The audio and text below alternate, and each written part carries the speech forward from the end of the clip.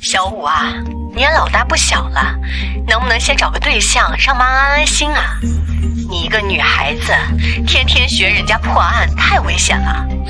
算我这个做妈的求你了。妈，你以为买菜呢？找对象哪有那么容易？我还有事儿，先挂了。你好，请问9号桌在哪儿？我是新来的，你等下，我去帮你看看。好。我叫萧逸，前世是一名旅游奇案的明星，从意外穿越到了世界。在那里，那就是9号桌。谢谢。没想到成事后的第2天，我就要被老妈逼着来相亲。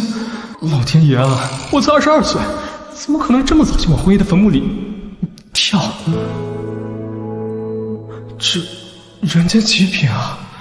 老妈这次介绍的对象质量这么高。你是谁？我是来相亲的。你要跟我相亲？是啊，我妈让我来的。你是周阿姨家的姐姐吧？我也不废话了，姐姐长得挺好看的，说实话我也心动。这样吧，姐姐自己想办法爱上我，14亿人里面，我也只给了姐姐机会。吓到了吧？这么 low 的普信男一定没见过吧？是不是把你恶心坏了？如果我不接受呢？不接受？我希望姐姐不要不识抬举，会把自己的路走窄的。好啊。什么？你不是让我接受你吗？好啊。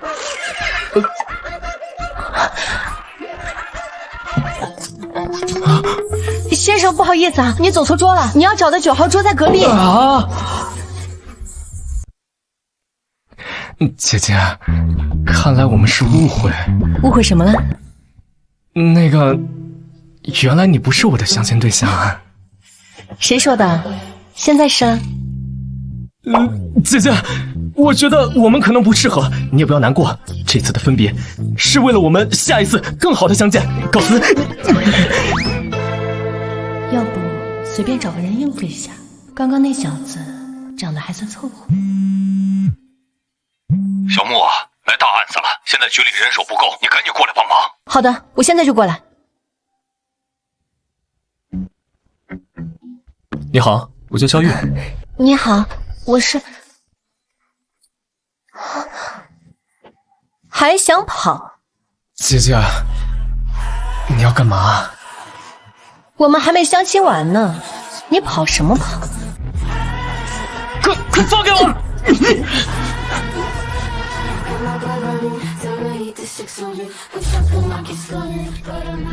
姐姐，你到底什么意思啊？还不知道你是干什么的？肖玉，男，22岁，警校刚毕业，被分配在了刑侦，明天去报道。新人，这么巧？什么这么巧？你帮我个忙，假装是我男朋友，应付一下我爸妈。假装的，吓死我了。那行，以后我用得到你的时候，你得陪我演一下；你用到我的时候，我也假装下你男朋友。平时我们各忙各的。没问题。对了，咱们这是去哪儿啊？命案现场。什么？哎，你看看，太惨了，哎，打人打成这样，脑袋都开过光了，哎，真是惨。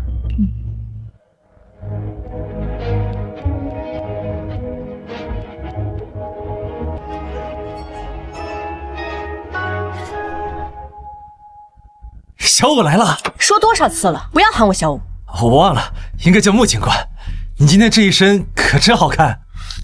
穆警官，原来他和我是同事，难怪他刚刚在车上说那么巧。这小子谁啊？这里是命案现场，无关人等，赶紧离开。小肖，你不是明天才报道吗？怎么和小木一起过来了？哦，陈局，我们俩刚刚在餐厅碰巧遇到，就带他一起过来了。原来是碰巧遇到的。小肖啊，那你就过来帮帮忙吧。等下你少说话，站在旁边都学着点。是，前世我破案的时候，你还在娘胎里玩水呢。我来介绍，这位是老郭，一队的队长。郭队，抽烟。你难道不知道命案现场不能抽烟吗？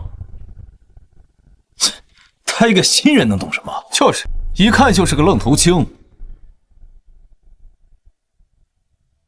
没想到重活一世，又当了警察。看来老天爷是铁了心要让我在这条路上发光发热呀。陈局，现在什么情况？初步推测，死亡时间不超过24个小时。根据现场勘查，被害人死因是被钝器击打后脑，导致颅骨碎裂。作案凶器没有找到，疑似大号扳手、撬棍、钢条。因为这是一家私人小工厂，这里是他们的临时库房，虽然有监控，但没有开。作案有极大嫌疑的都是他们工厂内部工人，但是根据不断的筛查，大部分人都没有作案时间。目前锁定的2个目标都是女性。因为马上要过年了，上面对这个案子十分重视，限期2周破案。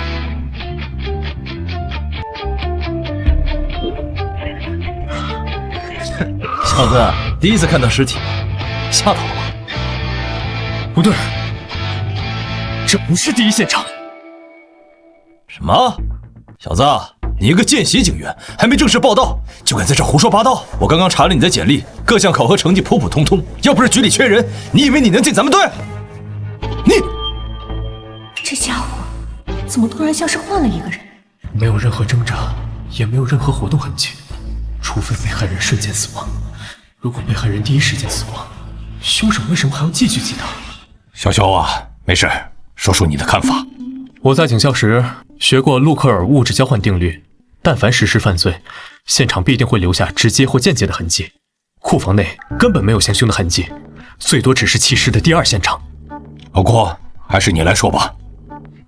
我忘了告诉你们，这里只是抛尸现场，第1现场在楼顶天台。什么？这个姑娘有点意思，故意不说这里是抛尸现场，事情搞乱了。王哥，你来的比较晚，我刚刚一直想说来着。我和郭队刚从天台过来，你怎么不早说？这是一座3层小楼，1楼餐厅，2楼男寝，3楼女寝。工厂正处于放假状态，只有10几个员工没有回去过年，其中包括2名女性职工，也是本次案件的重点嫌疑对象。为什么？通过死亡时间推断，被害人死亡时间在后半夜，当时只有2名女员工在寝室，其他员工正在厂内加班，作案机会不大。背后袭击，从头部在地面上的摩擦痕迹看，是在倒下后又遭遇连续重击，以及血液喷洒的方位来看，从被害人连翻身都做不到这一点来看，凶手极其狠辣凶残。先是打倒被害人，接着连续击打，根本不给反应机会。再从心理学角度推算，能做到这一点的普通人不多，能让一个人爆发出如此狠辣心态、残忍杀人的，无非5大类：感情、仇怨、利益、嫉恨、贪婪，无缘无故杀人。不存在的，那是精神病。大侦探，怎么又有新线索了？我知道凶手的凶器在哪里了。你说什么？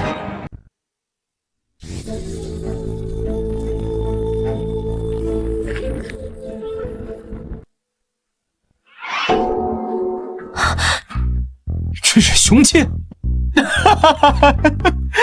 你别告诉我，凶手是用这玩意儿把被害者给砸死的。从目前的情况来看，它确实不太像传统意义上的凶器。真是浪费时间。不可能，难道是我找错了地方？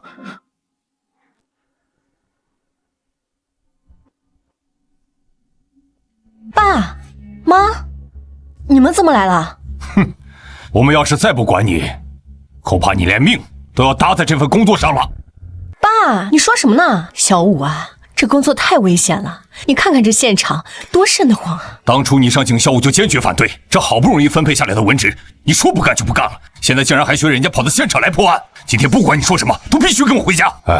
小木的父亲是市里有名的企业家，家里很早就给他规划好了人生道路，可小木这孩子偏偏和其他人不一样，他从小便热爱刑侦，又能吃苦，在如今这浮躁的社会里太难得了。伯父伯母，你们好。伯父伯母，你是？我叫肖玉，是小武的男朋友。什么男朋友？男朋友？难怪他们今天会一起过来。不行，不能坐以待毙，我得想办法把这小子赶走。小武，你谈男朋友了？这么大的事儿，怎么也不告诉我们？爸妈，我这不是还没来得及告诉你们吗？伯父伯母，你们放心，有我在，我会替你们2老照顾好小武的。你一个见习警员，拿什么保护我女儿？既然伯父不相信，那我们不妨来打个赌。赌什么？就赌这个库房凶杀案。如果我能在24小时之内将这个案子破了，你们就得同意小武继续做现在的工作。好，我穆天成说话算话，那我就给你1天的时间。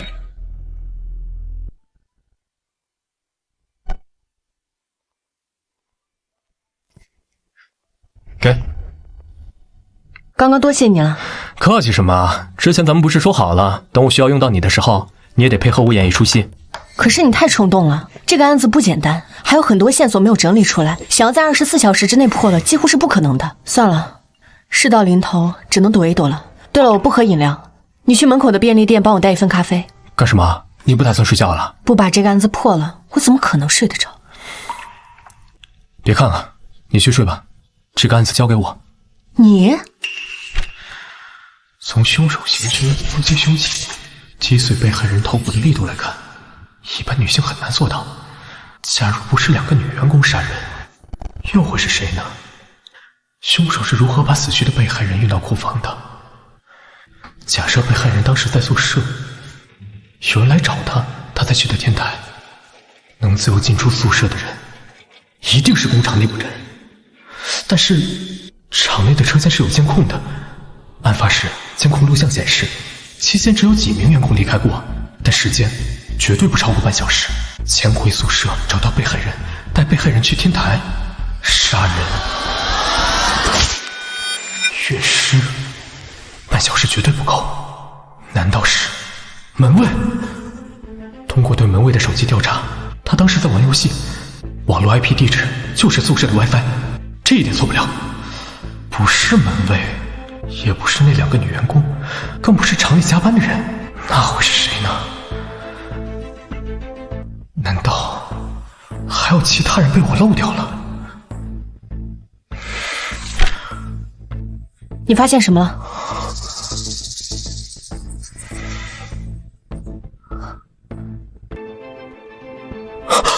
我明白了，我知道凶手是谁了。小雨，你发什么神经？你知不知道现在几点了？就是啊，我才刚上床躺下就被你喊过来了。小肖，是不是有什么线索？你们想过没有，如果我是凶手，我会用什么方式威胁一个人跟我出门去天台？又是什么让我想要杀掉他？你是凶手？你在说什么胡话？杀人总归需要理由，能让我如此愤怒，想要杀掉另一个人，对方肯定是侵犯到我自身的某种利益。以被害人的身份，金钱应该不可能，所以只能是情感纠纷。最常见的，伴侣被绿，引发凶杀。你是说凶手被绿了？小玉，所说的都只不过是你的推断，你有什么证据？别急，我是来杀人的。你说什么？我在杀人前一定会提前做好周密的计划，那么我肯定提前准备好了凶器。上次我之所以没有找到凶器，那是因为我被凶手摆放的水缸误导了。这是凶手的凶器。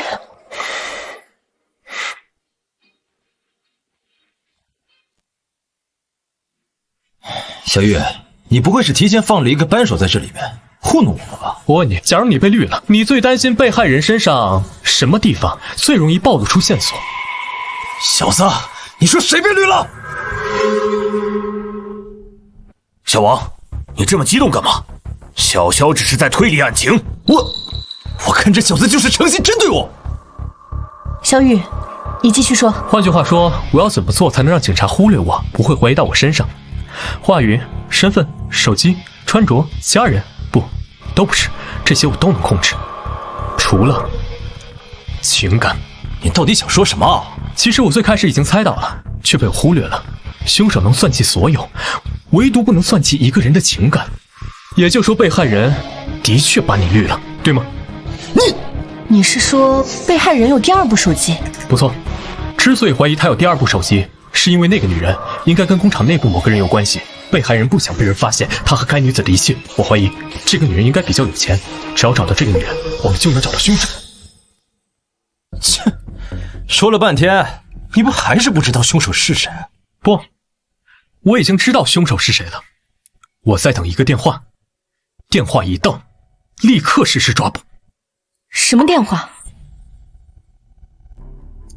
查到了，被害人母亲名下有2个手机号，注册过2个微信，其中一个微信账号平日大多与亲友聊天用，但另外一个微信号上面只有2个好友，其中一个好友微信还经常会给被害人母亲汇钱，疑似被害人的隐秘账号。注册信息呢？注册人是王哥，我算是看出来了，这小子就是昨晚一时冲动和人打了赌，但自己又没本事破案，所以拉着我们一起陪他受罪呢。我不等了，马上都下午了，我没时间陪你在这耗着。你等着吧，我回到局里一定如实向上面汇报，让你吃不了兜着走。穆星武啊，穆星武，你到底在干什么？竟然会选择相信一个刚来警局的新人。微臣局可以实施抓捕了。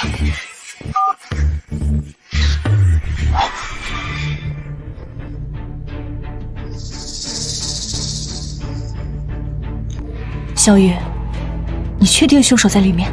哼，当然。小子，要是里面的人不是凶手，你就完了。这不会是那玩意儿吧？让开！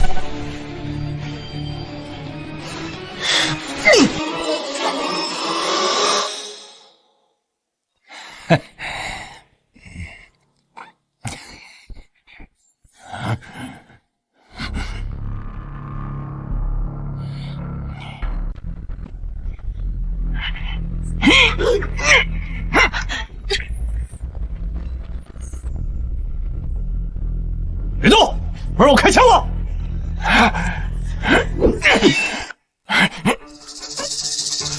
站住！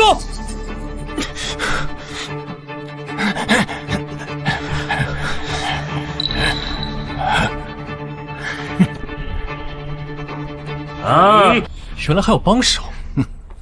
两位警官，一个月多少工资呀？卖什么命啊？小雨，躲我身后。真是丢人！一个大男人，竟然还要女人来保护。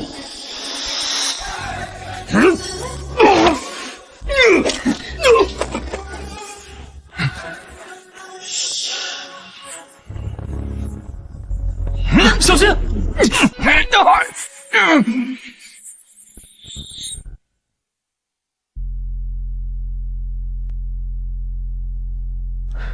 你要见我？见习警员，傻子，你身手不错。董景贤，曾经上过警校，因为一些原因没有成为警察。可能老天爷也知道，我这种人不配当警察。你想知道什么？你是怎么怀疑上我的？我们查到被害人有2部手机，其中一部是他和情妇秘密联系用的。注册信息呢？注册人是左红玉，34岁，本市人，已婚，身份是被害人所在工厂的老板娘。当你们出现的那一刻，我就知道我死定了。只是没想到抓我的人这么年轻。刘厂长，身为男人，我可以理解你的冲动，但是冲动并不能成为你犯罪的理由。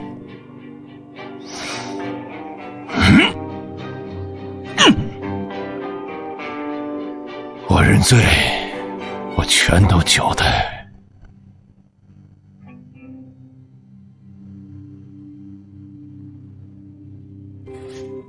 耶！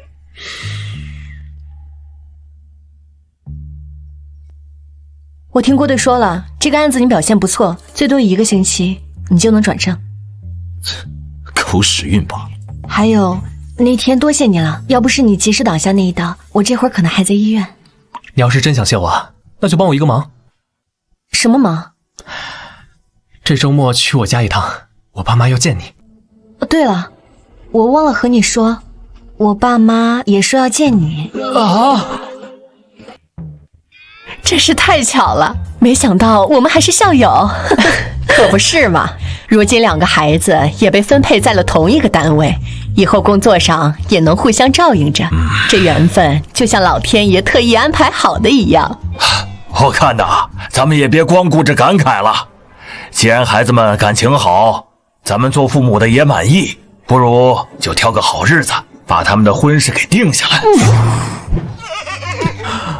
老萧说的对，早点把婚事办了，咱们两家人也能更亲近。好啊，天成，你倒是说句话呀！人家老萧两口子都表态了。我没意见。小萧这孩子年轻有冲劲儿，像我年轻的时候。姐，你倒是说句话呀！好啊，那就结婚吧。啥？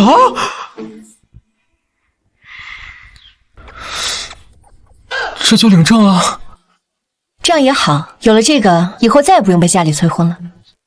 不是，这也太草率了，这速度比我抓犯人还快啊！对了，我父母给我们买了一个婚房，你什么时候搬过来？姐，你来真的？想什么呢？做戏不得做全套。喂，陈局，你们在哪儿？来大活了！出什么事了？省厅亲自下发的特大案件，要求咱们3天之内破案，10万火急。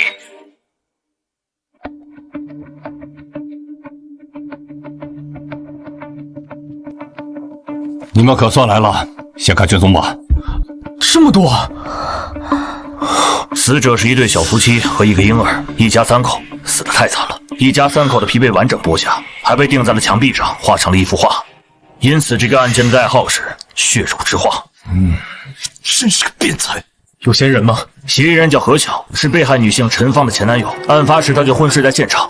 被害男性，也就是陈芳的老公冯军，生前是嫌疑人的好友。不错，通过现场指纹、DNA、凶器、短信以及作案动机，查出了一套完整的证据链，坐实了嫌疑人的身份。但是因为案件太大，加上嫌疑人极力否认犯下的罪行，所以上面替我们申请了一套测谎仪，要求我们3天之内给出结论。这还用省什么？这案子明显就是仇杀呀！嫌疑人和陈芳有过感情纠葛，又和冯军是好友。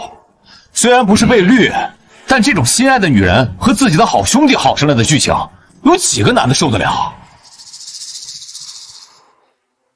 监控呢？监控看了没有？不是小子，你以为你是谁啊？上个案子算你运气好，你还真把自己当神探了？监控看过了，除了嫌疑人外，没有拍到其他人。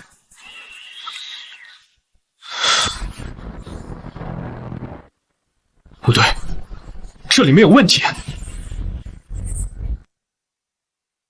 有什么问题？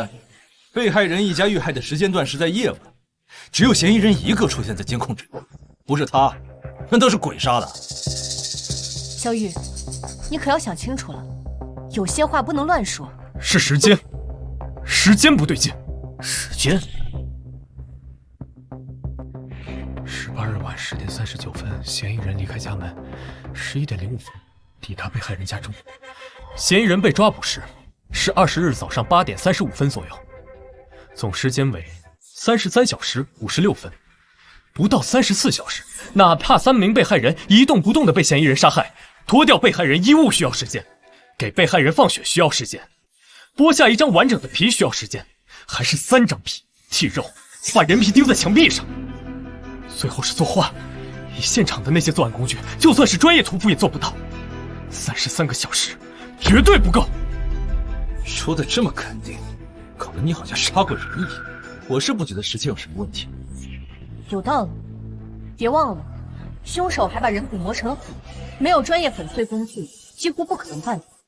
怎么不可能？万一他提前准备好了什么特殊的药水，也说不定。不是小子，你那眼神什么意思啊？喂，好的，我知道了。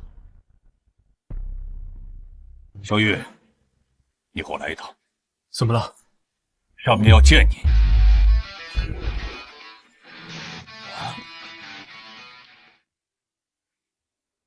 见到上级时，不需要我教你怎么做吧？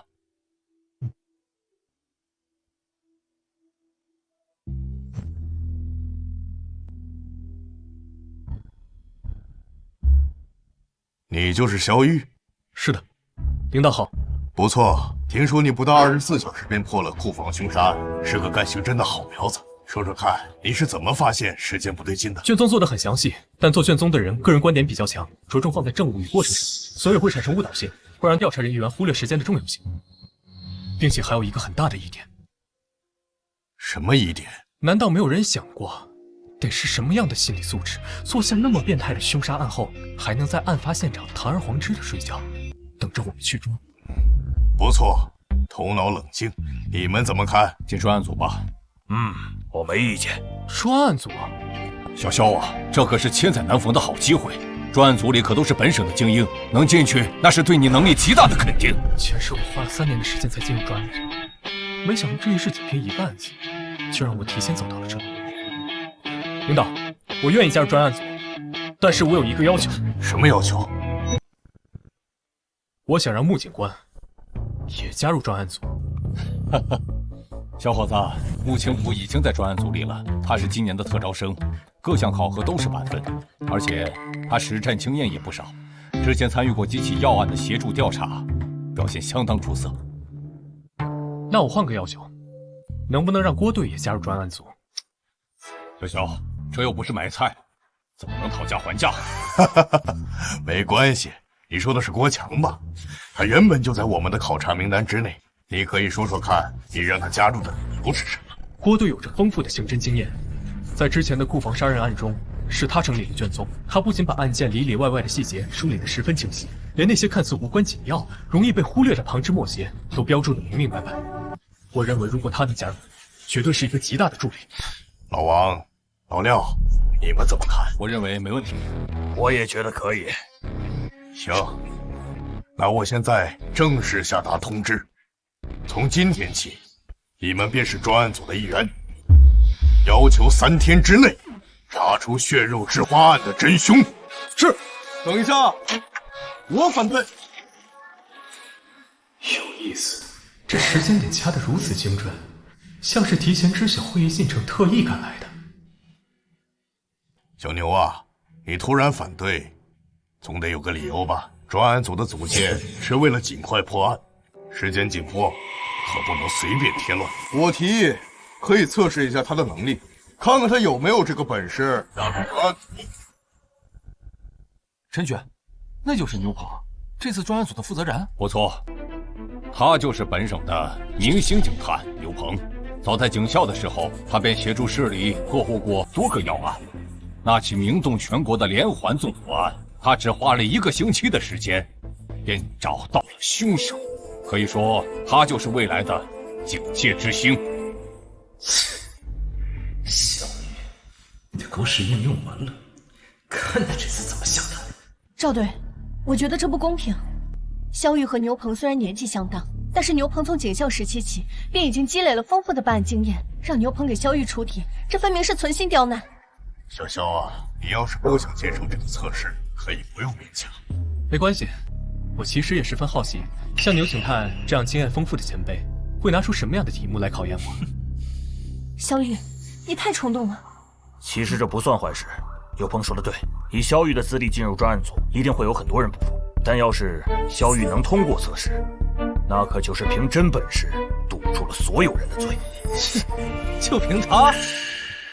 原来是这小子搞的鬼，竟联合牛鹏给我使绊子。可惜呀，他们打错了算盘。前世里我什么大风大浪没有见过，能难倒我萧玉的人，恐怕还没生出来。哎，赵队，你看这事闹的，无妨，年轻人嘛，有竞争是好事。这里有10张照片，我给你1分钟的时间，你需要从这些照片里找出本案的嫌疑人。牛鹏，你什么意思？你这不是故意刁难人吗？卷宗里只记载了嫌疑人的一些基本信息，仅凭这些怎么可能知道他长什么样？而且你只给了1分钟的时间，这根本就是不可能完成的任务。哦，是吗？想认输也可以，只要当着大家的面承认自己没能力进专案组，以后别再打这个主意，这测试就不用继续了。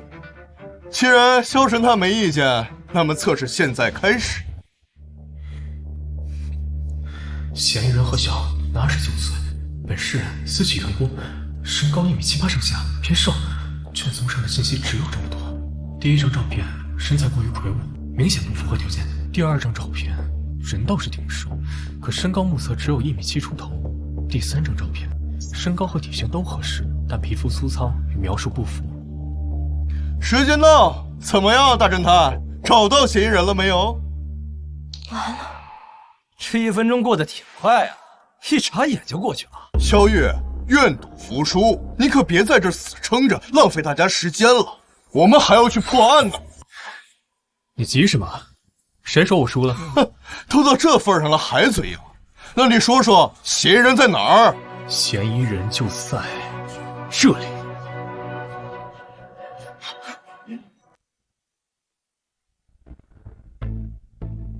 萧月，你开什么玩笑？你找不出来就算了，竟然还敢指牛警官！嫌疑人就在他上衣的口袋里。你是怎么知道的？啊？什么？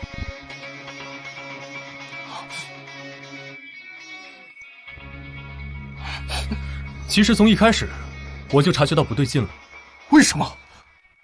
你太过自信了，我瞎猜有1/10的概率，你却毫不担心，还总望向口袋。我确定，真照片就在你身上。牛警官，你还有什么话说？不错，在这么短的时间内，面对质疑还能冷静分析，从细微之处找到破绽，这份能力正是我们专案组所需要的。行，这局算你赢了。不过我们的较量才刚刚开始。见鬼了，这小子的运气真是好到离谱。好了，时间紧迫，抓紧行动，你们只有3天时间。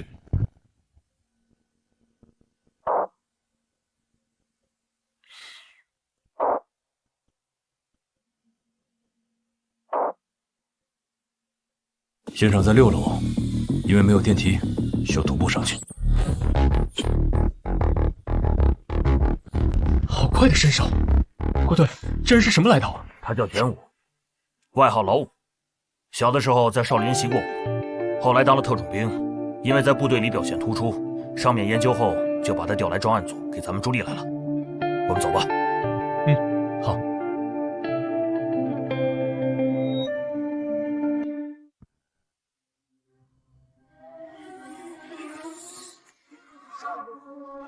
不行，味道太大了。这面墙已经处理过了，上面的画是用油漆重新画，没想到味道还是这么重。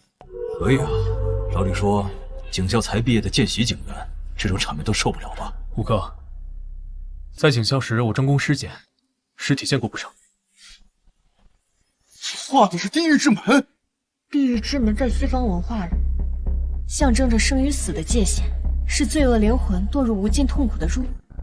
不可能，除了被害人一家3口和嫌疑人，我肯定有第5人进入。可是现场竟然找不到一点第5人进入的痕迹，这科学吗？科学，那可太……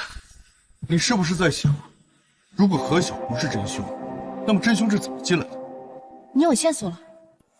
我没有线索，因为我压根就不觉得有什么第5人。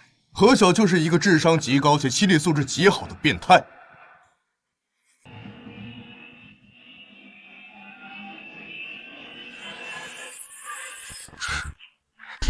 原来你是这么进入被害人家的。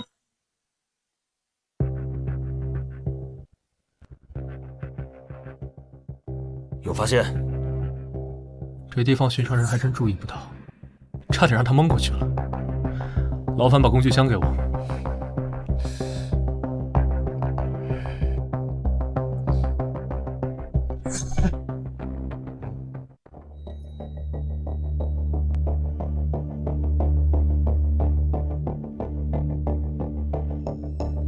这是……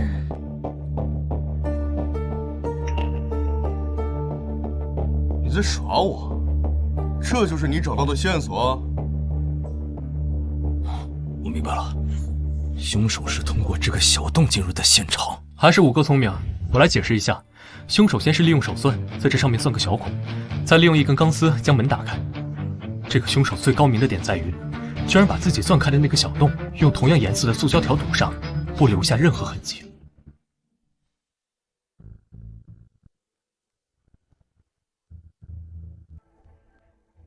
不愧是省里挑选的警员，只是看一眼便金符复刻了凶手的开锁手法。尤警官，不错呀，我发现你有当罪犯的天赋。少说这些没用的，你也不过是运气好罢了。我承认，现场确实有第五人存在的可能性，但现在还缺少更多的证据。仅凭这么一个小动物，远远不够。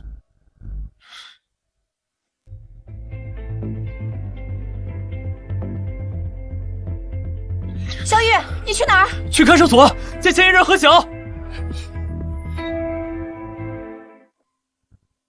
警官，我是冤枉的。我知道。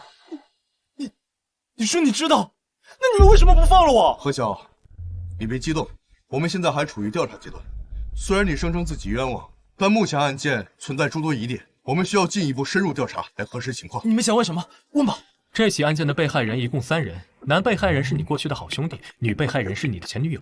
去被害人家里前，你是接到前女友给你发来的短信，短信内容是：何晓，你不是想知道我为什么会跟了大军，现在过来找我？我告诉你，没错吧？对。而后你离开家，去到被害人的家。当你到了被害人的家里，刚刚到，你的姐出现状况，前来后，警方已经到场了。是的，就是这样，警官，你们一定要相信我。一个正常人怎么可能昏睡33个小时？迷药，或是其他药？奇怪的是，血液化验也没有在嫌疑人身上找到使用药物的痕迹。如果真有一名凶手对嫌疑人做了什么，他又是通过何种手段，或者说，是嫌疑人自身通过对嫌疑人自己和过去病历史的调查，嫌疑人的身体很健康，60有一段时间精神上出现过问题，但很快被治愈。我认为目前破案的关键在于找到凶手行凶的凶器，把人体骨骼磨碎成粉末，一般的工具可做不到。现在太晚了，明天吧。明天我们再去现场看看。行了，都早点休息吧，明天我们继续。小刘，把何晓带走。是。那个姐，我先撤了，明天见。不准走，和我去婚房。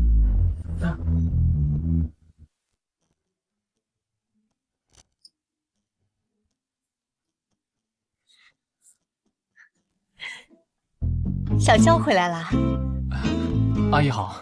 累坏了吧？陈管家，快去把我下午炖的汤拿出来。是。妈，我也忙了一天，你怎么不关心关心我啊？有，也给你炖了，我们一人一份。姐，你确定我们今晚睡同一个房间？我也不怕告诉你，门外现在至少安排了5个保镖，你要是出得去，大可以试试。难道我的第一次就要交代在这里了？想什么呢？等下我睡床，你睡地上。怎么突然这么热？不对，你妈炖的汤有问题。千算万算，没算到我妈居然在2份汤里都下了药。那怎么办？门外有人守着，我们根本出不去。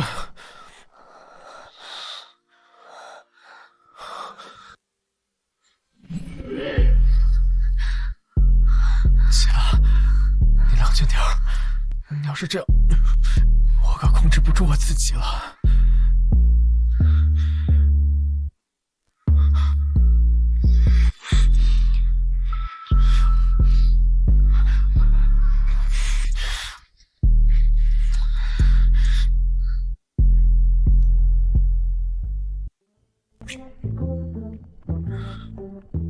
小肖，你的黑眼圈怎么这么重啊？昨天没休息好？没事儿。我和你们说，以后可千万不能乱喝汤，不然的话容易肾亏。好了，别说了，人都齐了，咱们去现场吧。这2人什么情况？等一下，不急，我想先查一下监控。有什么发现？暂时没有。等一下，暂停！你们看，他的身形和走路姿态是不是很奇怪？而且都晚上8点了，他还在小区里晃悠。一般环卫工人这个点早该结束工作下班了。确实很可疑。抱歉，我不这么认为。这个工人的年纪至少在50岁以上，我认为他不具备在短时间内悄无声息完成如此复杂犯罪行为的能力。萧玉，你这就是嫉妒，这么快就锁定了嫌疑人，怕我抢了你的功劳吧？牛警官，我只是就事论事，你要是真觉得他有问题，你就去查他好了。行，那咱们就打个赌，要是我查出来这个环卫工人就是凶手，你就得脱去这身衣服。没问题。好，愿意和我一起查这个人的，跟我走。小肖，你别多想，我只是觉得那个环卫工人确实很可疑。没关系，我理解，咱们都是为了破案。你们去查环卫工人，我这边也会从其他方面入手。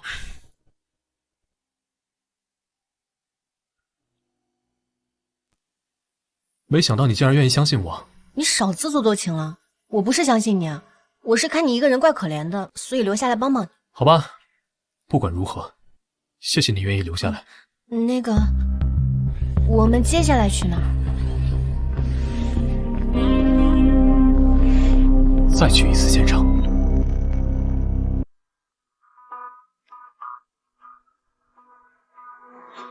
不对，之前一定有什么线索被我们忽略了。如果我是凶手，我策划这起有预谋的变态杀人案，需要什么步骤？制定完美作案计划，准备好作案工具，熟悉被害人家区域，计算好作案时间，设计好陷害何晓的过程，起码需要3天到1周的时间。踩点是不可缺少的环节，也是最浪费时间的。没错，踩点至关重要。凶手在踩点的时候肯定会留下一些蛛丝马迹，要不我去周围找找看，看看有没有什么有用的监控。等等，如果我是凶手，那么我为什么会知道嫌疑人何晓的手机，并且能模仿出女被害人的口吻，发出那条短信？是因为我太熟悉被害人一家与何晓？我和他们是什么关系？同学？朋友？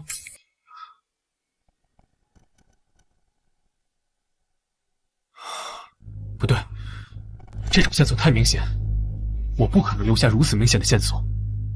那么，我为什么会发出这样一条短信？是单纯引诱嫌疑人，或者另有目的？我明白了，短信不光可以让何晓因愤怒去被害人家，也可以把警方带入一个误区，即使怀疑凶手另有其人，也会往被害人一家与嫌疑人何晓熟悉的人身上引，一箭双雕，好算计。那么，我残忍的甚至变态的杀害了被害人一家，嫁祸给何晓，为了什么？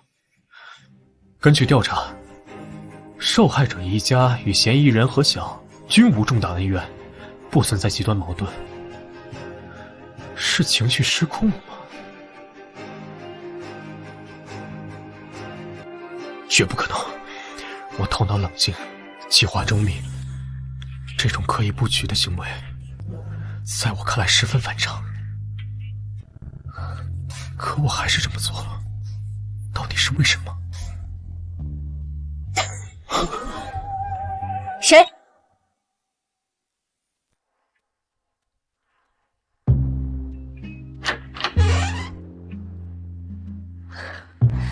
原来是你这个小家伙。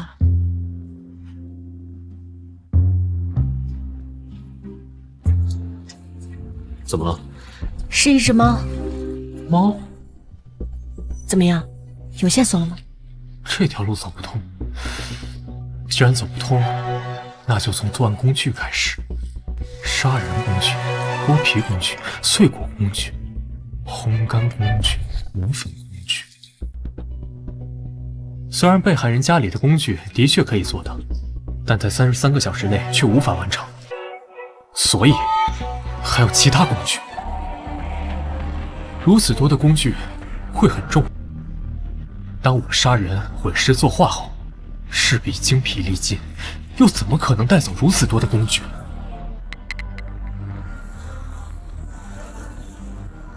如果留下，会被警方找到线索。不，我不用带走他们，只需要把他们藏在警方不会注意、不会发现、轻易不会想到的地方就好。难道是小区化粪池？不，带着他们出去，很容易被小区监控看的。那会是什么地方？猫喜欢攀爬，在黑暗中行动自如，常常出没于一些隐秘的角落。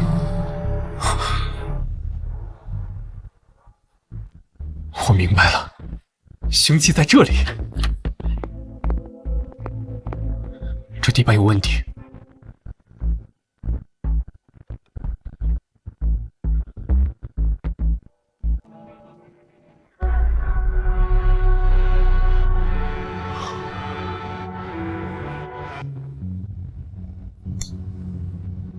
小肖啊，干得好，你又立功了。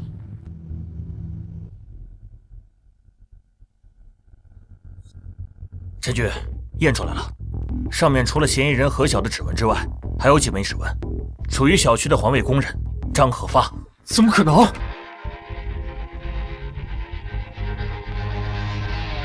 喂，好，我知道了。牛棚那边传来消息，说他们已经抓到了嫌疑人张可发。警官，你们抓错人了哟！我啥子坏事都没干，咋可就把我抓来了吗？张和发，你别装蒜了，我们掌握的证据可不少，现在老实交代，还能争取个宽大处理。啥子证据嘛？我真的是冤枉的，你们莫要乱冤枉好人啊！这东西是你的，他好端端的怎么会跑到命案现场去了？这说不定是有人陷害我。我前几天确实把这东西弄丢了，可能是哪个捡到，故意拿到那个地方去想整我呀。18日晚上，你明明已经下班了，你还鬼鬼祟祟在被害人的小区附近转悠，监控都拍得清清楚楚，这你又作何解释？我就是路过那儿，想去看看朋友。朋友？哪个朋友？叫什么名字？住在哪栋楼哪个单元？我们马上就可以去核实。张和发，我提醒你一句，你现在是一件特大灭门案的嫌疑人，一旦罪名坐实，那是会判死刑的。算了，我说实话，我确实是去偷电缆的。啊，偷电缆？那段时间我手头紧得很，我欠了一屁股烂账，那些催债的天天电话打个不停，脑壳都给我吵麻了。我实在没办法了，就听别人说那个小区附近有电缆，心想偷点卖钱，先把眼前这关过了再说。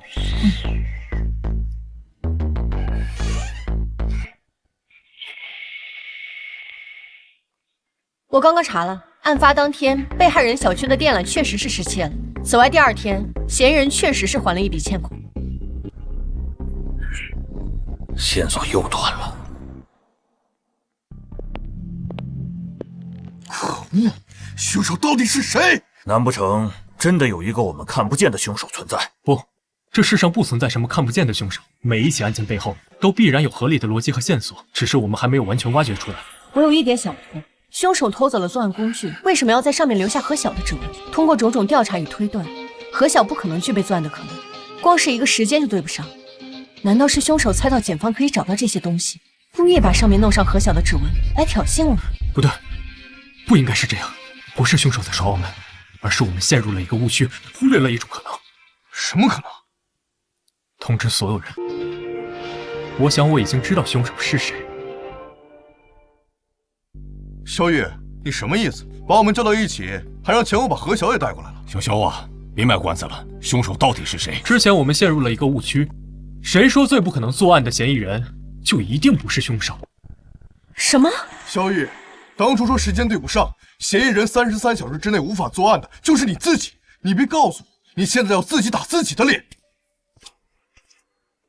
你前女友一家3口是被你杀害的。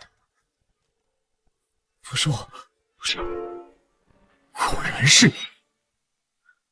我没有，不是我，怎么可能是我？我只能告诉你，人的确是你杀的，灭门惨案是你做的，但是现在的你是无辜的。什么？萧玉，你在开什么玩笑？怎么回事？我以前看到过一起案件，犯罪嫌疑人是一名多重人格患者，又称为多重人格障碍。嫌疑人的多种人格均有其独特的体验构想模式。最有意思的是，人格状态的改变通常会出现严重的遗忘症，不能用简单的健忘来解释。可以说，一个人格做了什么事情，其他人格根本不知道。是说何萧有多重人格？那起案件中，起因是犯罪嫌疑人体内有一个极为聪明且又变态残忍的人。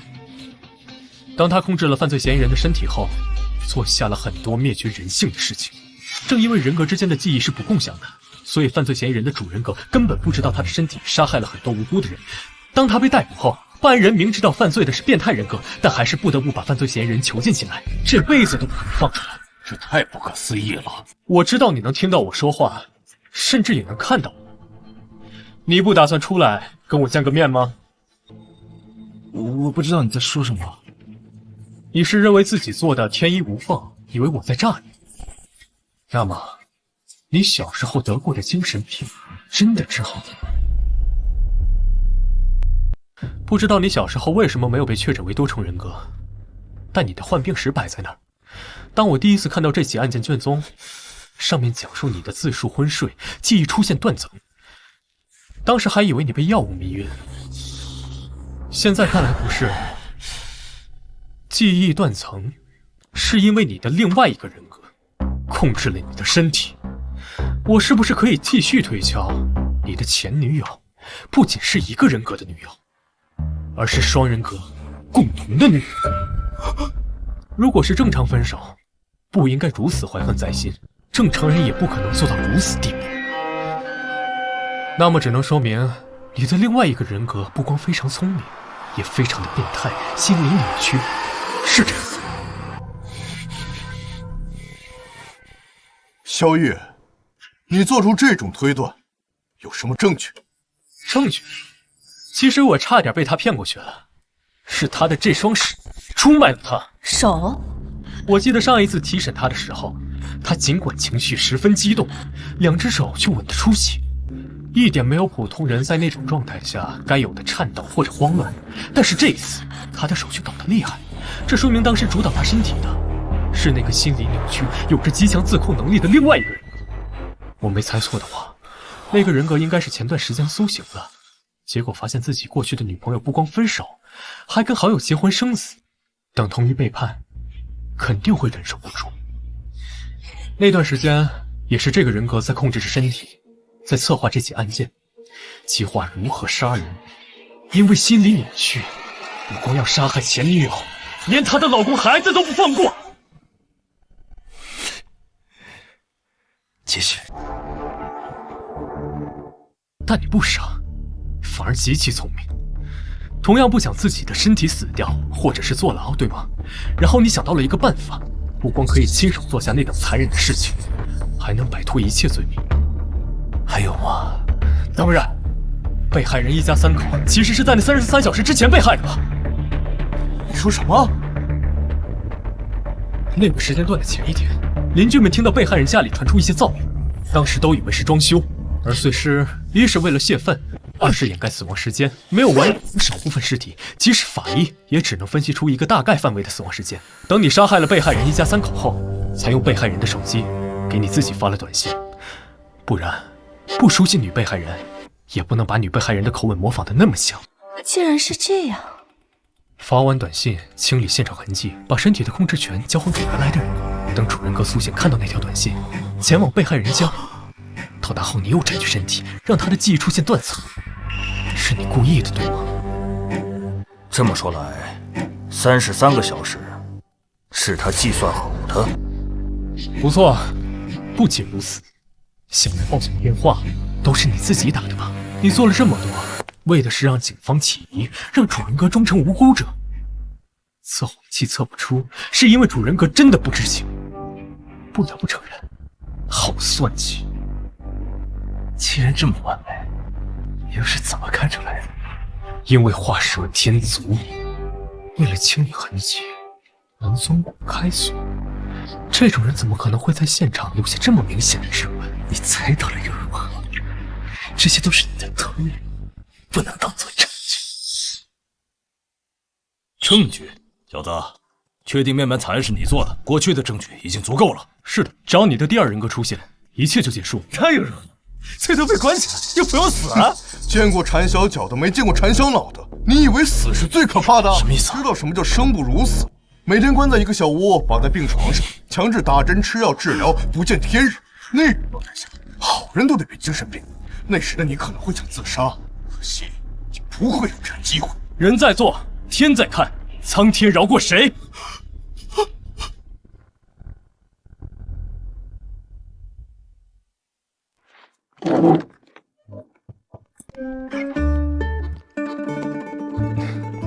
领导好。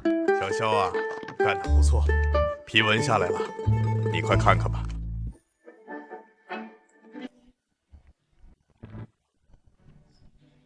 1级警员，晋升速度也太快了，仅仅一个案子便连升3级。对了，你的个人3等功也下来了，经过商议，决定让你去省里参加一个表彰大会。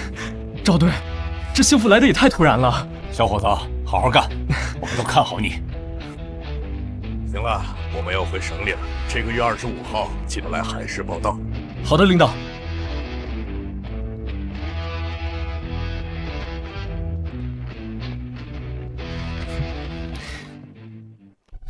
小雨，我和贤武要回省里了，这次的灭门案算你赢了，不过我可没有那么容易认输，下次有机会，我肯定会扳回一城。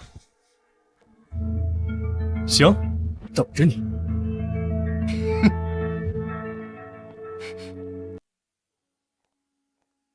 小雨，你在这儿呢？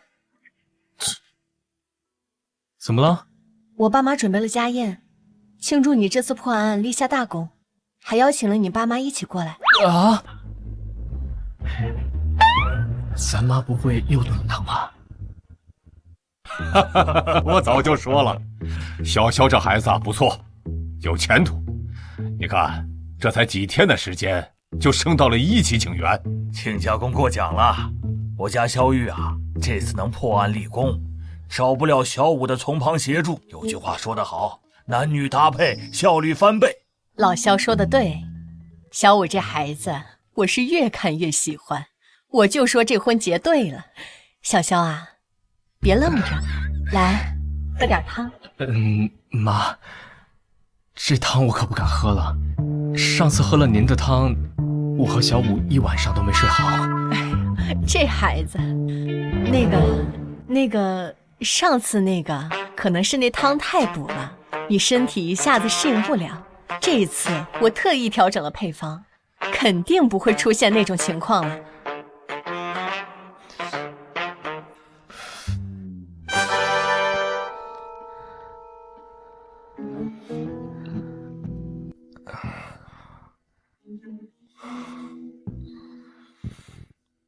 那个姐，我们就这么一直坐着。咱们要不要做点什么？这房间是不是开空调了？我怎么那么热啊？你别说，好像确实挺热的。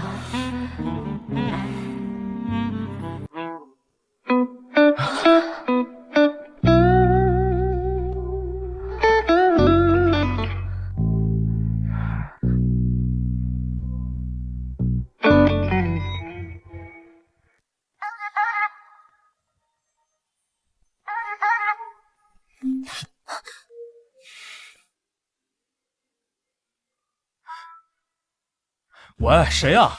你不知道现在几点了？是我。陈局，怎么了？这么晚打电话是出什么事儿了吗？城北那边发生了一起盗尸案，已经1个月了，案件毫无进展，上面很生气，想让你接手看看。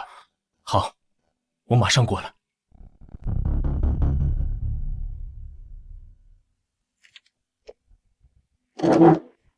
小雨、小莫，你们可算来了。郭队、陈局，一起盗尸案而已，用不着这么晚过来下班。哎，这案子因为迟迟未破，家属3天2头去省里上访，上面压力很大，所以由城北分局转交到了我们这边。你小子可以呀！你知不知道，你现在可是咱们市的名人了，圈子里给你取了个外号，叫肖尔摩斯。真是人怕出名猪怕壮。现在好了，什么活都往我们这里推。小肖啊，我理解你的辛苦和压力。我还叫了天凯和小伟也过来帮你了嘛，他们就在会议室。我知道你25号要去省里，现在还剩3天的时间，你得抓点紧了。等你这个案子破了，我给你和小木批1个星期的带薪假。真的？您放心，不用3天，我1天就把这个案子给破了。卷宗还没看呢，就在这吹。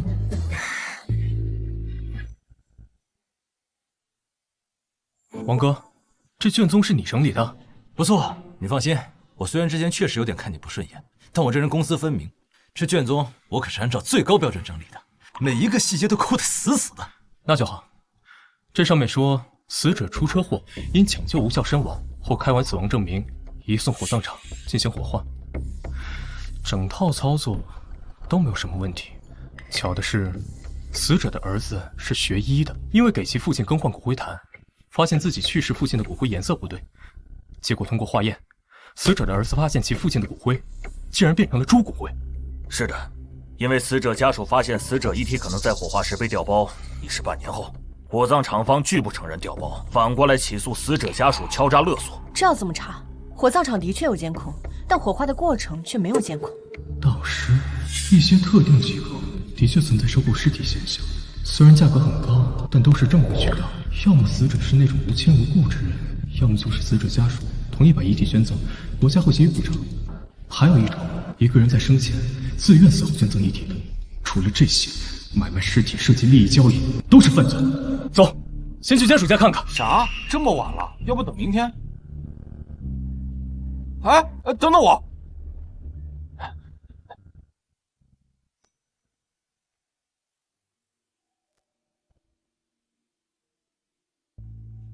谁呀？你好，警察。进来吧。请坐吧。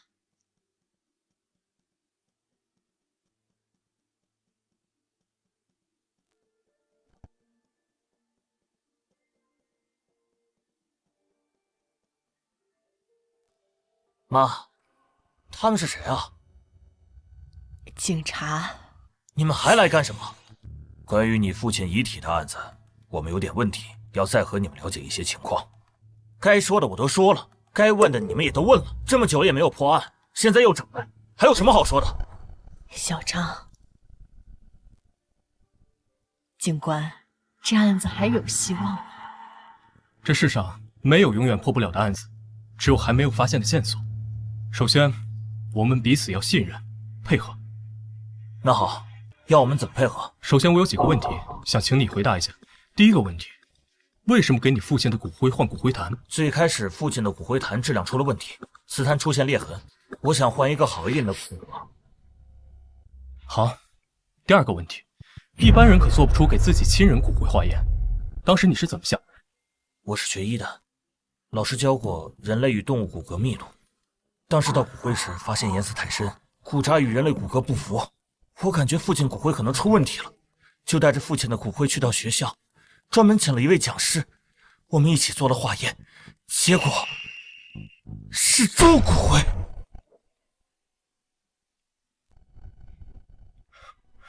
行，我就这2个问题，时候不早了，你们早点休息吧。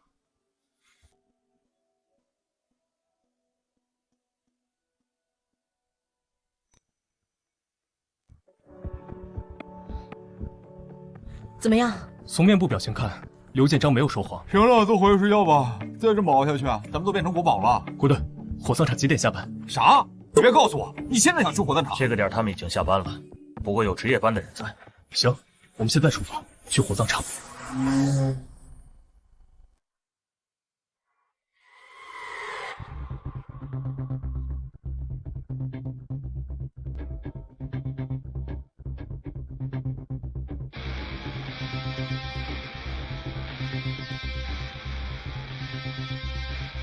你累了的话，就换我开。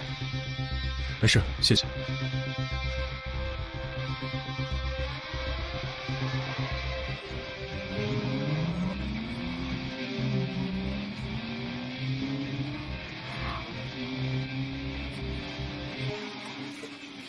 年死者遗体从进入殡仪馆直至送进内室房之前，全程都有家属陪着。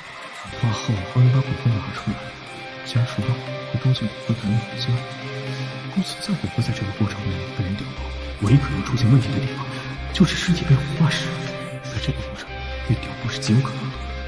通过卷宗上显示，当年接手案件的调查人员调用过火葬场的监控，的确不存在人或车进出时盗尸的可能性。当年的监控录像，如今还被封存在档案室里，出轨了。人的尸体火化后，化成猪骨灰，魔术敢这么玩，电影敢这么演。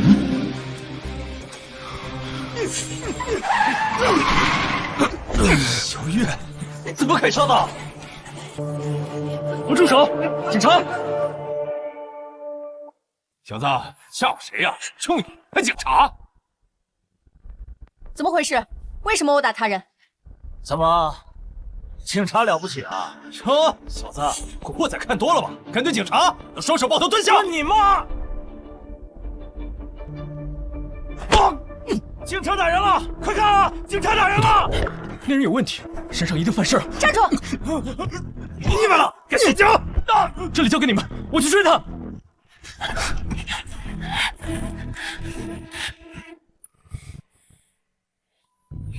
真是倒霉，竟然遇到了警察。你以为躲进这里就能逃得了吗？哼！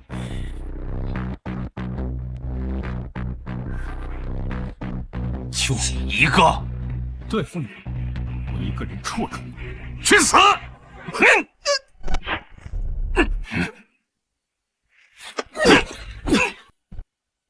这是。别跑！站住！不愧是警界第一神探，身手果然了得。少废话，你被捕了。为什么叫双面大盗啊？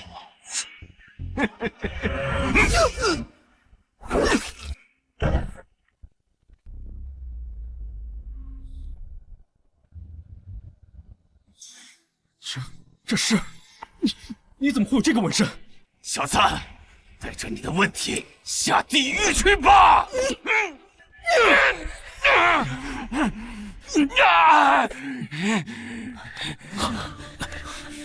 小雨，你受伤了？没事。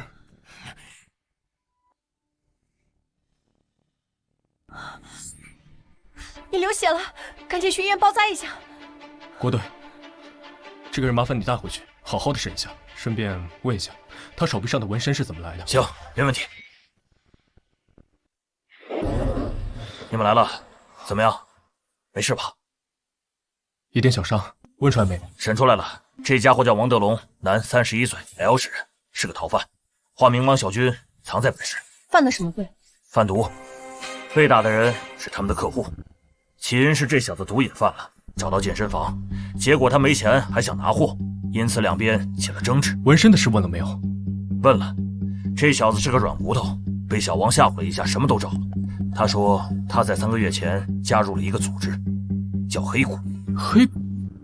不错，这是一个跨国犯罪集团，入会仪式就是纹上黑色的骷髅纹身。王德龙不过是个刚的新人，知道的也就这么多。我已经向上面反馈了，让他们顺这条线查下去。看来也只能这样了。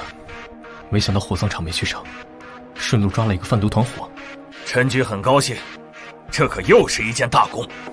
你小子还真是咱们局的福将。这个点儿，火葬场应该开门了，咱们赶紧过去一趟吧。姐，这是……我妈听说你受伤了，给你买了一辆新车，这车空间大，开着能安全舒服些。这车不少钱吧？钱的事儿你就别操心了，你放心，这车不贵，没有超标。好吧，那个，替我谢谢咱妈。你俩该不会是已经领证了吧？算了，我耳朵不好，刚刚什么都没听见。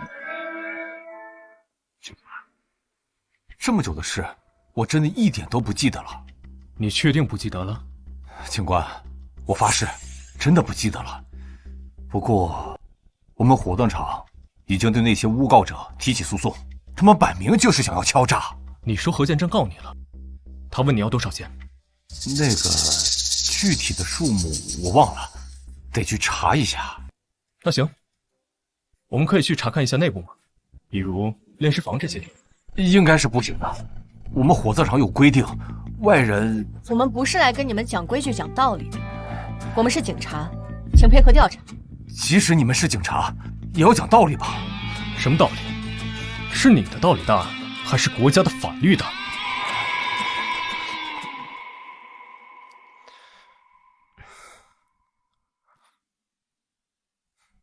喂，陈局，小肖啊，你是不是在火葬场？对啊，怎么了？刚刚我接到上面的电话，似乎有人不想让我们继续查下去。不过你别怕，我已经和赵队反映了，他说出了事他来扛，你大胆的查。明白。怎么了？吴经理，看来我小瞧了你。不过你找谁都没用，今天这案子我必须查个水落石出。郭队，麻烦再叫几个兄弟过来。好，我现在就打电话。你们去查一下监控。是。郭队，这边交给你们，我和小五去那边转转。行。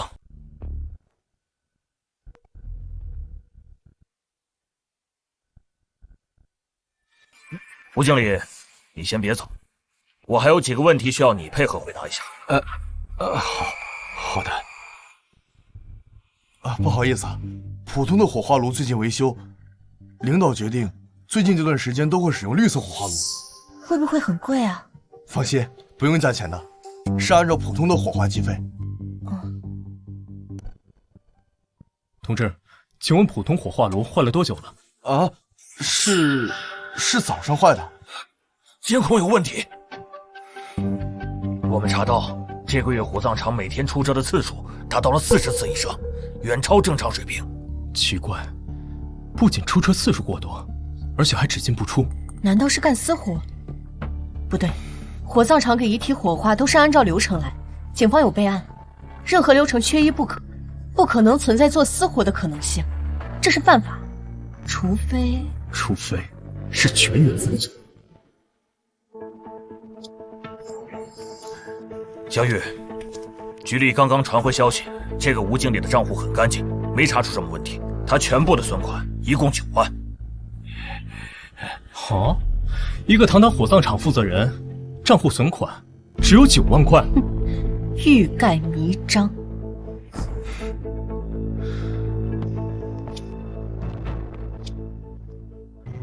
吴经理，这个焚化炉是早上坏的，这么巧？是的，警官，早上突然就出故障，不能用了。突然坏的？这么重要的设备，报修了没有？报修了，不过记录还没有来得及整理，等下我让人找出来给您看。不用了，你现在将它打开。这刚坏没多久，里面温度还很高，而且说不定还有一些有害气体残留。吴经理，你这么紧张，难道里面藏了什么不可告人的东西？警官，你说笑了，我哪敢藏什么呀？我再说一次，将它打开。这，小二，打开吧。啊！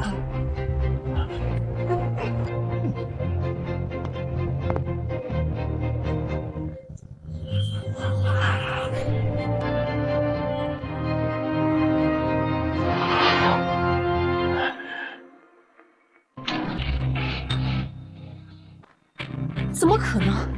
这里面是空的。警官，我早就说了，这里面什么也没有。不对，什么也没搜到，不合理。难道是我们侦查的方向出了问题？不可能，一定是有什么地方疏离。这个焚化炉有些不对劲，表面看上去很新，可从磨损度来看，要比一旁经常使用的焚化炉还要常用。为什么？我发现，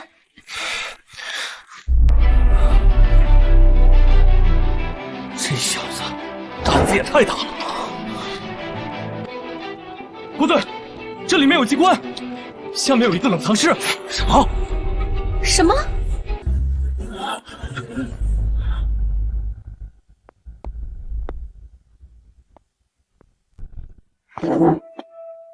小萧啊，干得好！吴天全已经招了，这是一起特大遗体走私案，上面很重视，会派专人过来跟进。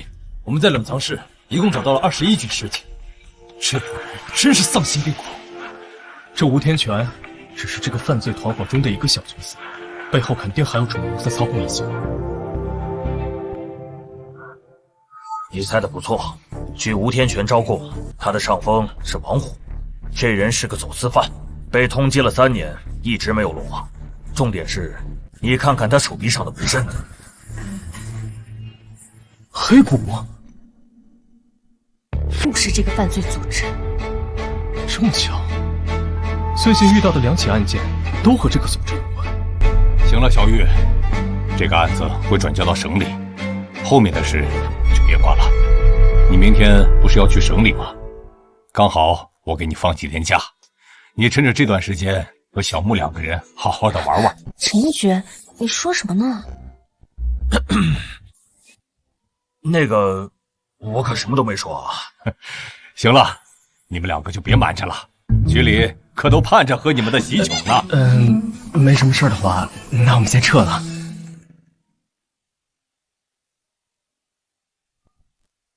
喂，赵队，小玉啊，你最近手上有案子吗？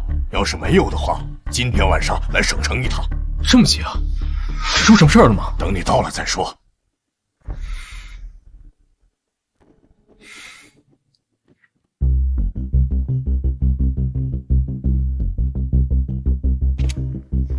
赵队，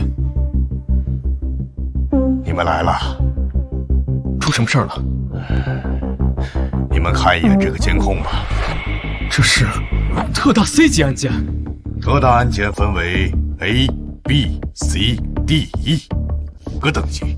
像你之前破获的血肉之化算1级案件，那件尸体走私案涉及上千个尸体，勉强可算是D 级案件。特大 C 级这种案件，听说地方已经没有权利插手，都是特殊部门来处理。想当初，我只有在警校的课本上才能见到这种级别的案子。不错，这也是我叫你们来的原因。根据监控显示，白衣女子先是诡异一笑，随后用匕首划向自己的脸。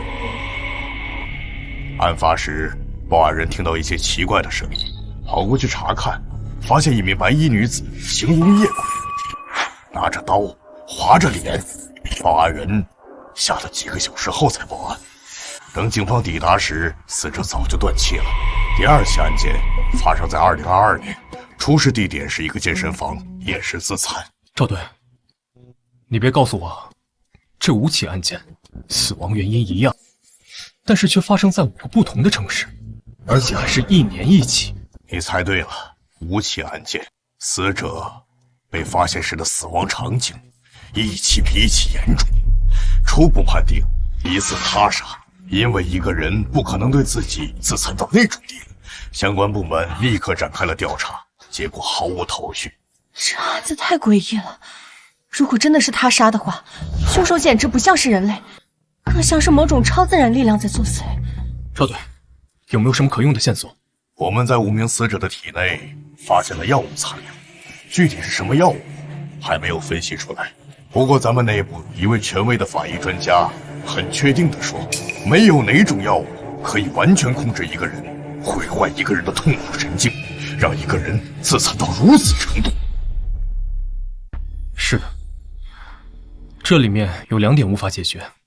第一，如何麻木人体全身痛觉神经，还能让人保持正常行动状态？第二，用什么办法控制一个人，让其对自身做出极端自残行为，直至失去生命体征？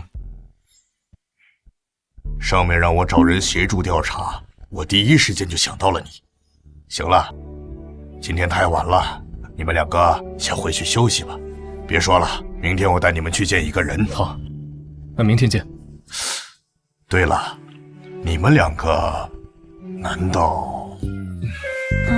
那个赵队，不错，赵队，我们领证了。啊，这么快？不错不错，男才女貌，我早就看出来你们俩有苗头。什么时候办喜酒？别忘了通知我。没问题，到时候领导可得包一个大红包。行，红包肯定少不了。不过这案子也得抓紧，我这身上的压力太大了，你小子得帮我分担点儿。这是自然。那我们就先走了，你也早点休息。谁啊？是我。怎么了？怎么还不睡觉？我睡不着，今晚我能不能和你一起睡？小雨，你刚刚为什么要在赵队面前那么说？说什么？我们本来不就是领证了吗？我不是说这个。算了，今晚我睡哪儿？要不咱们集结？别动歪心思，我会报警的。这还用说啊？我可是正人君子。还正人君子？你知不知道上次你的样子就像是一个流氓？我那还不是你妈炖的汤害的。小雨，这个案子太诡异了，不知道为什么我心里有点害怕。别瞎想了，咱们可都是坚定的唯物主义者，这案子的背后一定还有什么我们没有掌握的线索。可能是我想多了。小雨，有你在我身边，我心里踏实多了。姐，那个，我突然想起来，上次我们没做完的事，要不要继续？什么事啊？我听不懂你在说什么。就是那个，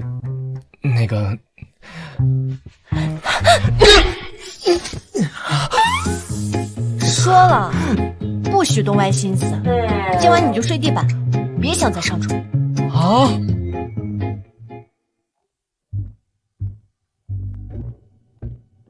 哎呀，小雨，穆警官，好久不见啊！啊，不对，也没好久。我记得咱们上个星期刚见过。你们怎么在这儿？萧玉，你什么意思？合着只有你一个人会破案？牛队，我可没那意思啊，我就是太意外了，没想到在这儿能碰上你们。上个案子我承认是我疏忽了，让你抢了风头，这次可没那么容易了。行了，人都到齐了，我来给你们介绍。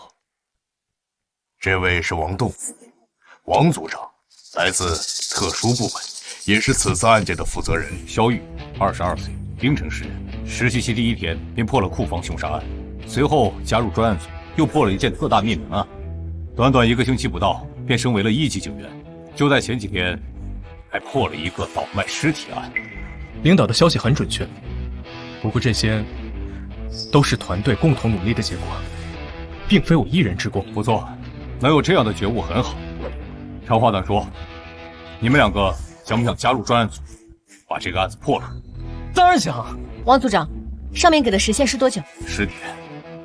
10天之内若是破不了此案，此案有可能会被暂时封存，到时候真凶可能就要逍遥法外了。这也是没办法的事，这案子积压的太久了，不可能所有人一直耗在上面，而不管其他案子。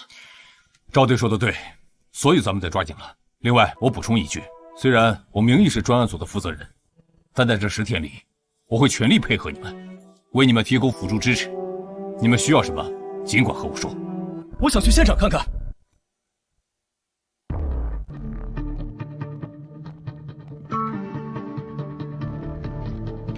这是当时的现场。想要让一个人自裁，无非是几种方式：催眠、药物或者致幻。催眠虽然可行，但被催眠者如遇到刺激、疼痛会自然醒转，而药物大多使其全身行动力失去运转，重举会使其昏迷，也不太可。至于致幻，如何控制一个人的幻想，让处于幻觉中的人伤害自己，这简直是天方夜谭。难道是团伙作案？那目的呢？在不接触死者的情况下，又是如何让其服下药物？小雨，你怎么想？难道是故意的？5个视频刚好都在监控前。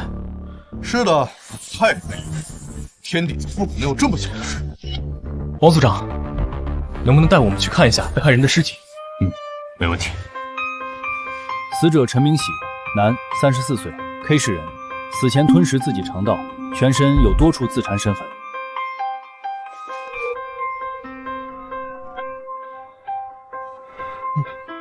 萧月，萧月，好的，你笑什么？你变态啊！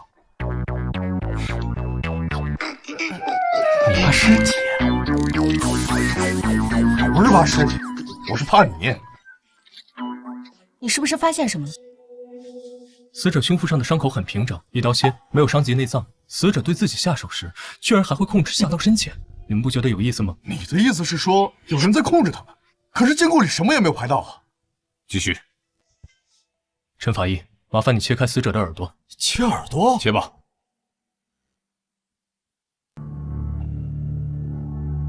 这是蓝牙耳机。我们之前竟然错过了如此重要的线索。王组长，我希望你们可以立刻派人去命案现场附近，搜索范围大概是20米内。好，我现在立刻调人。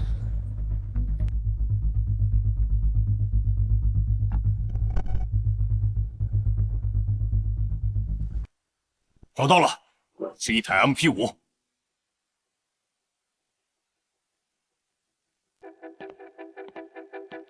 不是手机。蓝牙耳机的接受范围一般不会超过20米。这是在命案现场大概6米远的一个排水沟里找到的。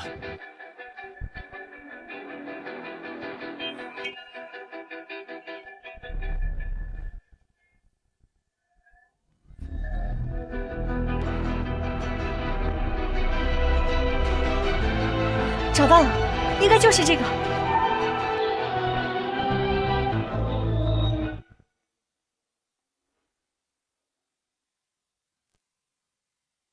没了，就这？怎么可能？死者一边满脸舒爽的伤害自己，一边听着舒缓的纯音乐。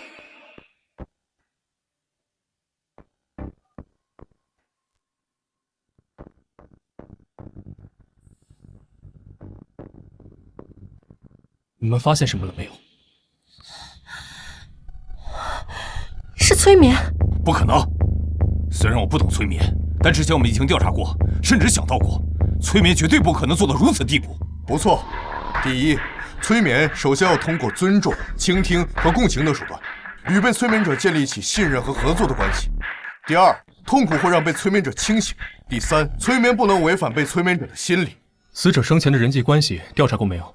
查过，并没有发现任何的可疑人员。药物吗？也不对，在不接触死者的前提下，不可能把药投喂到死者的口中。等等，投喂？难道？喂，你说什么？你确定？出事了！2个小时前，在冰城又出现了一名疑似自残者。啊？什么？不是说这个案子1年1次的吗？还好发现的及时，人已经被控制住。不过，对方的状态很不对劲。走，赶紧去看看。安定药剂对他没有用，再这样我完全救治不了。萧月，你干什么？他都这样了，不把他打晕，难道眼睁睁看着他死吗？没毛病，就是你这下手稍微狠了点。把人送去医院吧。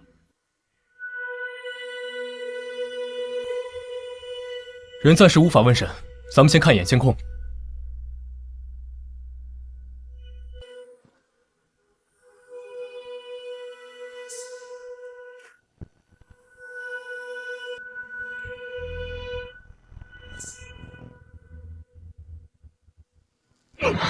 当时有一名治安巡警路过，见到这一幕吓了一跳。这家伙像是疯了一样，对周围的人发起攻击。最终是4个民警合力，整整用了半个小时时间，才把他彻底制服。搞什么？丧尸围场？视频看完了，你们怎么想？给他验血了吗？验了，结果还没出来。我估计就算验了也没用，这家伙的体内是一种新药，没有什么参考价值。现在只能等了，等他的意识清醒，这个案子才能继续查下去。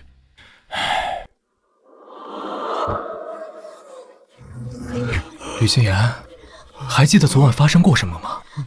伤者精神状态有些不稳，应该是受到了什么刺激。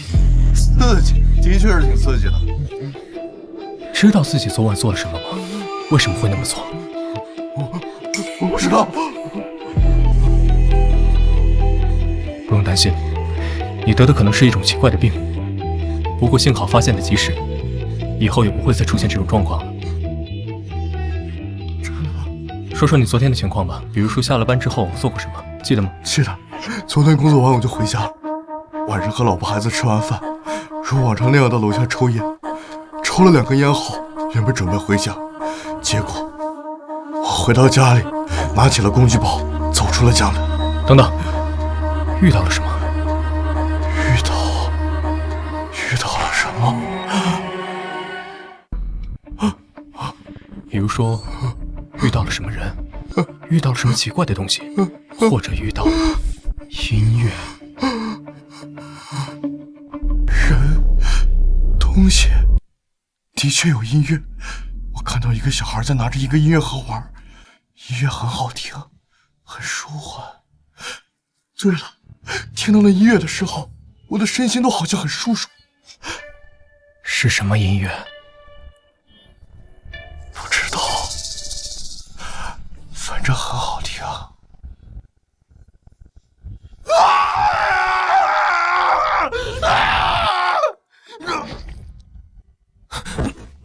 果然是催眠。那么问题来了，这个凶手是利用的什么手段控制的受害人？受害人的社会关系很简单，妻子是那种老实本分的家庭主妇，还有一个上初中的女儿，暂时没有发现什么可疑的对象。不对，去受害人家里看看。你的丈夫平日里有什么娱乐爱好吗？他平日除了上班，和朋友出去喝点酒，再就打游戏。手游？不是，是电脑玩的。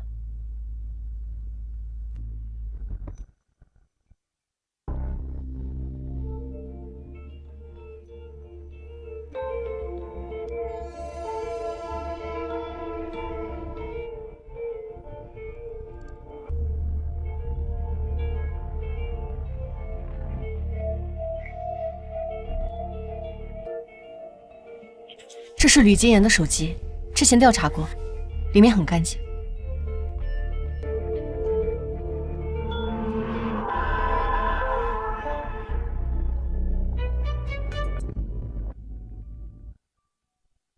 你怀疑这个 APP？ 现在这个阶段，任何可疑的细节都不能放过。王所长，麻烦你利用权限联系直播平台的技术人员，我要详细的浏览记录。好，我这就去办。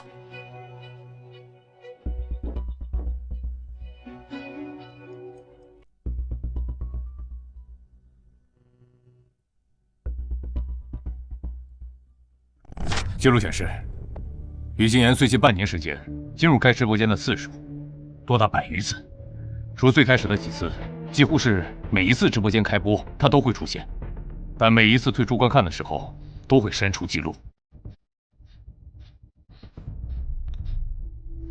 直播间的主人是谁？查不到 IP 地址，是通过代理 IP 登录，身份信息也都是假的。难道是通过直播间对受害者进行催眠？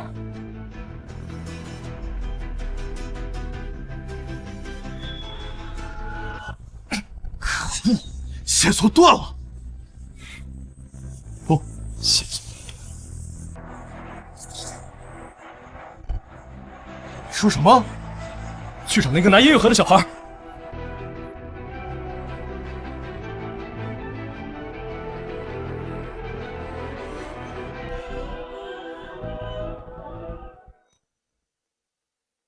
孩子找到了，应该是一个20几岁的哥哥给他的。对方的反侦查能力很强，他给孩子音乐盒的时候，正好是小区内的监控死角。通过对小区的监控排查，也没有找到疑似孩子口中的青年。同时，我们也调取了小区外的天眼监控，同样没有锁定到嫌犯目标。想要通过孩子的口述画出人像画，不现实。不对，他还在本市。为什么？因为他这次的计划没有成功。比如，一个男生和一个女生相恋，到了如期似交、谈婚论嫁的阶段。正当男生高高兴兴地拿着户口本，要和女生领取结婚证，结果女生突然和他提出分手，和另外一个男生闪婚。男生会如何？愤怒，或者说是暴怒。是的，越聪明的人越自信，自信多了很容易衍生出另外几种情绪，这是心理学中几乎不可逆转的现象，很少有人能控制住这种自身心理。越聪明越自信，当他被狠狠地打击到，他会忍受不住愤怒，同样会好奇，他会想知道自己的计划为什么会被破坏，是怎么被破坏，他会去查看究竟。那岂不是说医院里的吕金言现在很危险？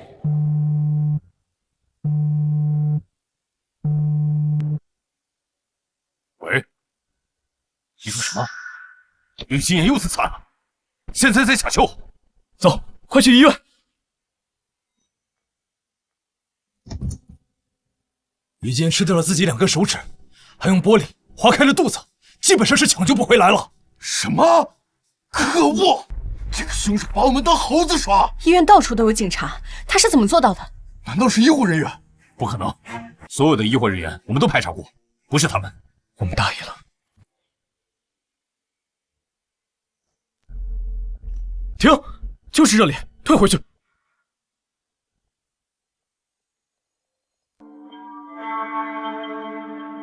这什么也没有啊！再往回倒。停！将画面放大。这是什么鸟？这是大山雀，苏棉花脸王。不对，有问题。再放大。靠！还能这样？这鸟成精了！这是怎么做到的？凶手竟然能操控一只鸟！赶紧抓人吧，希望他没跑远。今天不抓到他，我前任的名字倒过来写。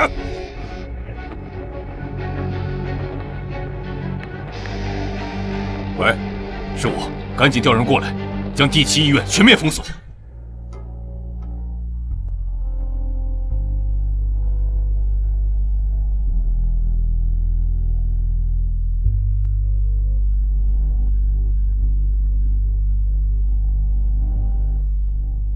喂，组长，都搜了一遍，没有发现嫌疑人。不可能的，我们行动很快，他应该来不及跑。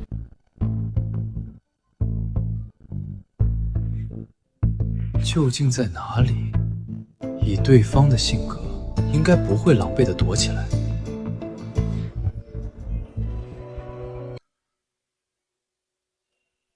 哼！嗨，美女，你好。你在和我说话？我好像不认识你吧？你在看什么？天上的那只鸟是你养的？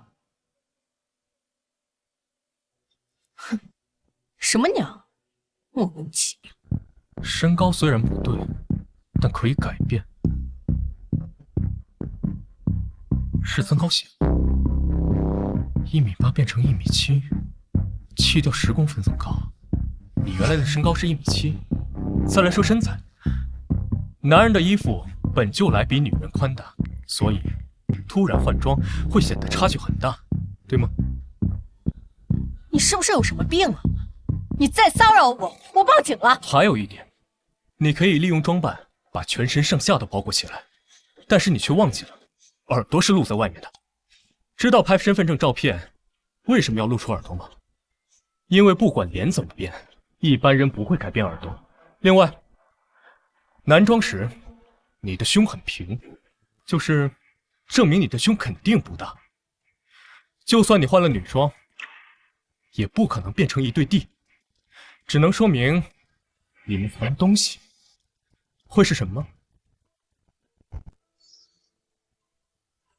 我猜会不会冒出几只鸟？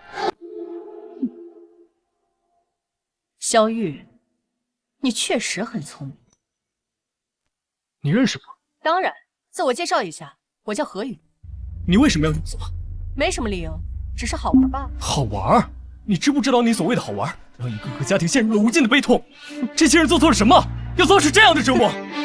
因为这些男人都该死，他们只会在外面找情人，背叛自己的家庭。我就是要惩罚他们，让他们也尝尝痛苦的滋味。利用药物和催眠来控制你，花费这么大的成本，你的背后不止你一个人吧？你猜对了，萧雨，你3番2次破坏我们的行动，上面已经注意到，你的死期已经不远了。你是黑谷的成员。上一世我们能杀你一次，这一世一样可以。你说什么？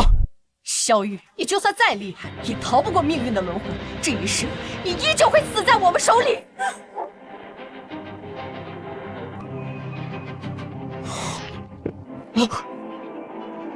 背后的人是谁？你们为什么要这么做？快说！别慌了，他服毒了，快送去医院。没用了，他已经死了。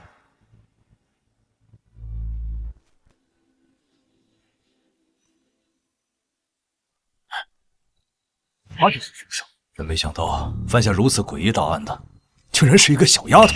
不对，我感觉他只是一个替死鬼。什么？他如此仇恨男性，但却一年只杀1人，你们不觉得奇怪吗？你的意思是，他们在试药，通过不断的试验，完善这种能控制人、让人疯狂自残的药物。何宇很可能只是被利用的一枚棋子，真正的主谋还在暗处，而且他们一定有着更大的阴谋。有道理。王组长，您对这个黑谷组织了解多少？据调查，这个组织的总部在国外，我们掌握的信息很少，只知道他们行事极为隐蔽。国际上很多大案要案的背后都有他们的身影。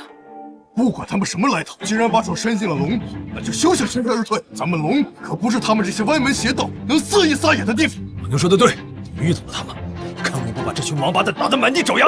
小雨，放心，这个组织再神秘，手段再厉害，也不过是一群见不得光的老鼠。咱们一起努力，一定能将他们连根拔起。你说的对，咱们可以顺着这条线查下去。我萧雨发誓，一定要将这群害群之马绳之以法。小萧啊，这可就是你的不对了。你们两个领证了也不告诉我们，竟然瞒了我们这么久。就是，怎么是怕我们这些老家伙来蹭你们的喜酒啊？哪能啊，几位领导，我们本来是想等一切都安排妥当了，再风风光光的请大家喝喜酒的，这不是怕太仓促怠慢了大家吗？小雨啊，你这晋升速度太快了，我估计用不了多久，我们都得喊你叫领导了。国队，你可别拿我打趣了啊！我这就是侥幸破了几个案子，全靠大家共同努力。小雨，过分的谦虚可就是骄傲了，这可不像你。说了这么久，新娘子呢？赶紧让穆警官出来吧，别藏着了。你们先聊着，我去喊他。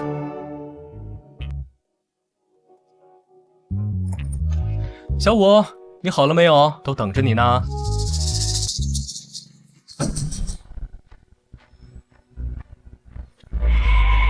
找死！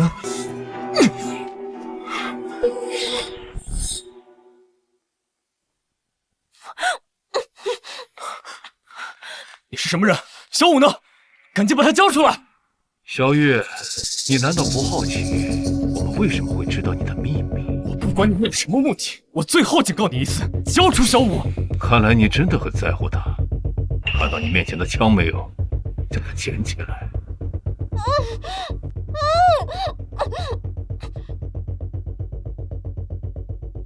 我们来玩一个游戏，我数3个数，我们同时开枪，看看是谁的枪更快。只要你赢了，我就把你的女人放了。我是警察，我是不可能和你玩这个游戏。那太可惜了，那么我只能把他杀了。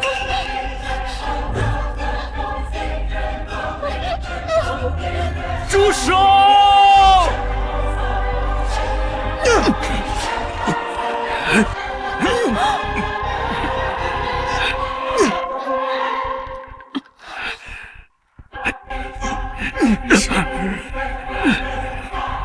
没事吧？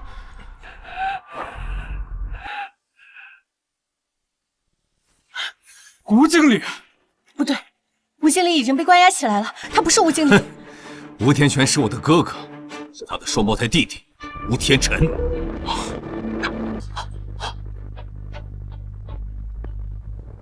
小雨，怎么回事？